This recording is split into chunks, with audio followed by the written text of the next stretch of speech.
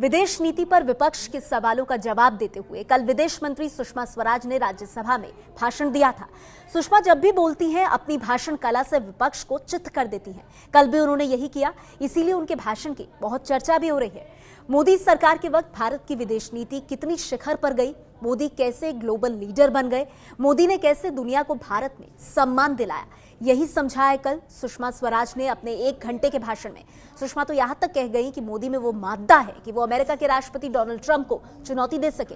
सुनिए विदेश मंत्री सुषमा स्वराज के भाषण के कुछ चुनिंदा अंश।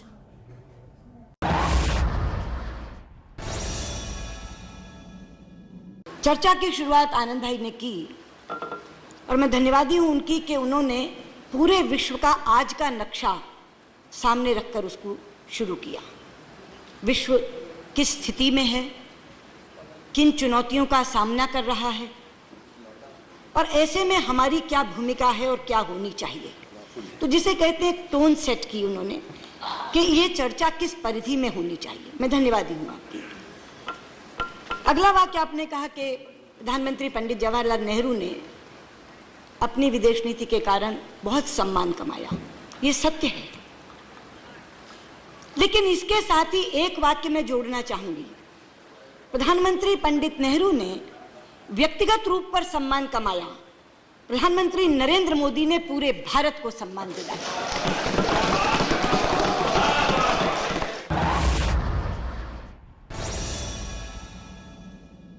विनय सहस्त्रबुद्धे जब बोल रहे थे तो उन्होंने एक वाक्य कहा था कि अब विश्व एक अलग दृष्टि से भारत को देखता है। ये सच है। जहां तक पड़ोसी देशों के संबंध का सवाल है, उपसभापति जी, मित्र की परिभाषा क्या है? हम किसे मित्र कहते हैं? फ्रेंड। जब एक देश संकट में पड़ा हो और जिससे मदद मांगे उसको वो मित्र की कैटेगरी में रखेगा, और जो मित्र सबसे पहले मदद को पहुंचे जो देश, वो मित्र देश की कैटेगरी में आएगा। आप इतिहास की बात कर रहे हैं आनंद भाई, इतिहास गवाह है। मालदीव का पानी संकट आया, सुबह 7 बजे तत्कालीन उनकी विदेश मंत्री दुनिया मामून ने मुझे फोन किया और 3 घंटे बाद रेल नीर का भरा हुआ जहाज मालदीव के लिए चल पड़ा। श्रीलंका में बाढ़ आई, सबसे पहले कौन पहुंचा? भारत। नेपाल में भूकंप आया, सबसे पहले कौन पहुंचा? भारत। और सारा सामान लदा कर ले गए, और जब तक वहां के लोग बिल्कुल व्यवस्थित नहीं हो गए तब तक भोजन का प्रबंध, बाकी चीजों का प्रबंध सारा किया। उसके बाद जब डोनर्स कॉन्फ्रेंस हुई कि नेपाल के पुनर्निर्माण के लिए क्या दिया जाएगा, शायद वो चाइना की तरफ देख रहे थे कि ज्यादा होगा, सबसे ज्यादा बड़ी राशि $1 लाख बिलियन की भारत ने घोषित की। इसके बाद आप कहते कि हम मित्र देश नहीं हैं। 17 साल तक भारत का कोई प्रधानमंत्री नेपाल की जमीन पे नहीं गया, और उन 17 सालों में से 11 साल आपकी सरकार थी। और जो आप बात कर रहे हैं 2-3 जगह ब्लॉकेड हो गया, ये हो गया, आपके समय जितना बड़ा ब्लॉकेड हुआ, राजीव गांधी जी के समय जितना बड़ा ब्लॉकेड हुआ, याद है आपको? ये इतिहास, आपने कहा ना इतिहास में, इतिहास बता रही हूं और इतिहास के माध्यम से ये तर्क दे रही हूं कि जिस नेपाल के संबंधों की आप बात करते हैं, 17 साल तक भारत का प्रधानमंत्री वहां जाए नहीं, तब संबंध अच्छे, और जो प्रधानमंत्री 2-2 बार जाए उसके साथ संबंध खराब। आप पड़ोसी देश के बारे में बात कर रहे थे ना कि चीन की घुसपैठ। मैंने कहा आपने 2 चीजें उठाई, एक तो संबंध खराब है, दूसरा चीन की घुसपैठ है। तो चीन की घुसपैठ में आपने 3 नाम लिए, ग्वादर पोर्ट का नाम लिया, कोलंबो का नाम लिया, हम्बनटोटा का नाम लिया। तीनों में पोर्ट बनाई चाइना ने, मगर बनाई कब? 2008 में शुरू हुआ ग्वादर, नहीं शुरू हुआ हम्बनटोटा, श्रीलंका हम्बनटोटा। पहला फेज शुरू हुआ 2008 में, किसकी सरकार थी? कंप्लीट हुआ 2011 में, किसकी सरकार थी? कोलंबो का। दूसरी बात कोलंबो का कहते हैं ना, हम्बनटोटा के बाद कोलंबो। 85% चाइनीज मेजॉरिटी के साथ स्टार्ट हुआ कब? 2011 में। खत्म कब हुआ? 2014 में। ग्वादर की बात आप कर रहे हैं, बलूचिस्तान में, पाकिस्तान में। 2013 में चाइना ने सिंगापुरियन कंपनी से लिया, किसकी सरकार थी आनंद भाई, ये पूछना चाहती हूँ।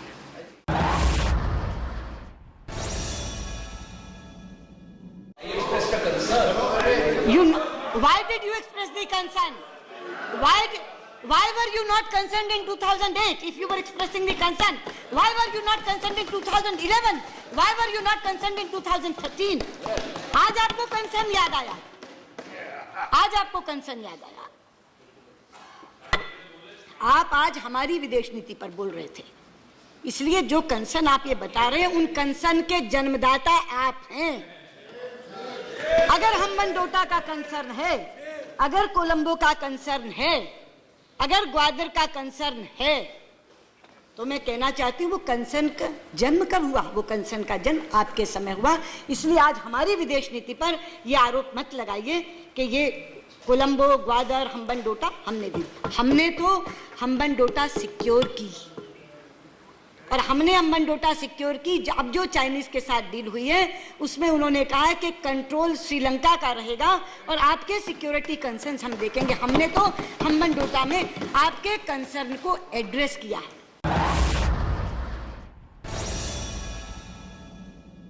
ये पड़ोसी देश के बारे में बताया आपने, कहा पाकिस्तान का रोड मैप। पाकिस्तान का रोड मैप तो आनंद भाई हम लोगों ने सरकार आने से पहले ही घोषित कर दिया था। हमने सारे सार्क के देशों को दावतनामा भेजा था कि आइए शपथ ग्रहण समारोह में, और समेत पाकिस्तान के सब आए थे सब, और केवल सेरेमनी अटेंड करके नहीं चले गए थे। अगले दिन बायलैटरल मीटिंग हुई थी, मैं बैठी थी उसमें, और उस बायलैटरल मीटिंग में तय हुआ था कि फॉरेन सेक्रेटरी लेवल टॉक्स शुरू होंगी। हिचकोले खाते खाते बहुत उतार चढ़ाव आए 2 सालों में, लेकिन हमारे समय में कहा 9 दिसंबर 2015 को 9 दिसंबर 2015 को जब मैं हार्ट ऑफ एशिया कॉन्फ्रेंस में भाग लेने के लिए इस्लामाबाद गई, तो नवाज साहब ने साथ बिठाया सरताज अजीज साहब को और कहा कि जो ये कह रही हैं उस तरह से एक बार शुरू करो इस डायलॉग को, एक नए सिरे से नया नाम देकर कॉम्प्रिहेंसिव बायलैटरल डायलॉग, ताकि किसी भी तरह का कोई शंका ना रह जाए। लोग कहते हैं ना द्विपक्षीय वार्ता, हम जब कहते हैं कि हमारे दोनों के बीच में होगी, किसी और के बीच में नहीं होगी, हमने डायलॉग का नाम ही कर दिया कॉम्प्रिहेंसिव बायलैटरल डायलॉग, ताकि किसी को किसी तरह की गुंजाइश ना रह जाए, कोई शंका ना रह जाए। 9 दिसंबर को वापस कॉम्प्रिहेंसिव बायलैटरल डायलॉग शुरू हो, ये तय हुआ। फॉरेन सेक्रेटरीज दोनों देशों के बैठकर मोडालिटीज तय करें, ये तय हुआ।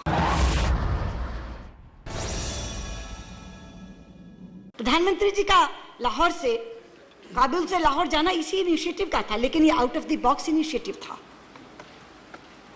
आपने कहा कैसे गए, शेयर नहीं किया, सब कुछ पब्लिक डोमेन में। 10 बार तो मैं बोल चुकी कि वो 25 दिसंबर प्रधानमंत्री नवाज शरीफ का जन्मदिन था।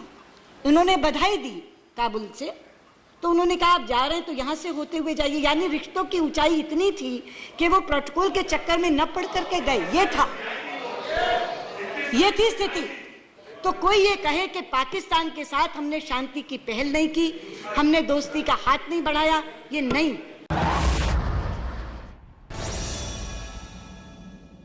लेकिन कहानी बदरंग कब हुई? पठानकोट के बाद भी नहीं हुई, क्योंकि पठानकोट के बाद भी पाकिस्तान जो हमेशा डिनायल में जाता था, हर टेररिस्ट घटना के बाद वो ये पहली बार थी कि डिनायल में नहीं गया, और उसने कहा कि हम सहयोग करने को तैयार हैं, हम जो SIT बनाएंगे आप आइए। कहानी बदरंग तब हुई जब बुरहान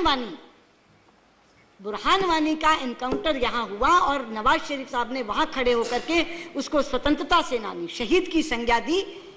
उसके बाद से चीजें बिगड़ी।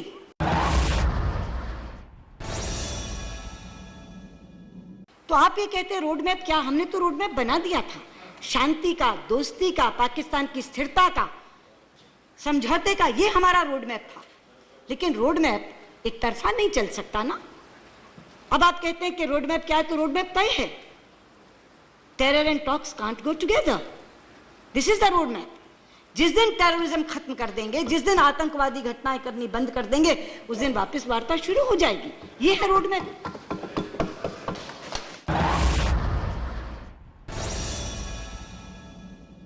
आप आपने एक बात कही आनंद भाई कि जिस समय 1962 में स्थिति बनी चाइना और भारत के बीच की, तो अटल जी ने एक पत्र लिखा प्रधानमंत्री नेहरू को कि सदन बुलाओ, और प्रधानमंत्री नेहरू ने पॉजिटिवली रिस्पॉन्ड किया और सदन बुलाया।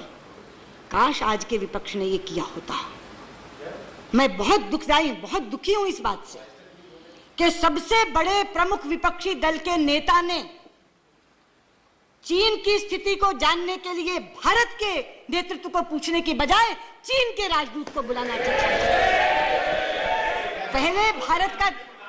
पहले विपक्ष को भारत का दृष्टिकोण समझना चाहिए था, उसके बाद चीनी राजदूत को बुलाकर कन्फ्रंट करना चाहिए था कि हमारा तो ये पक्ष है।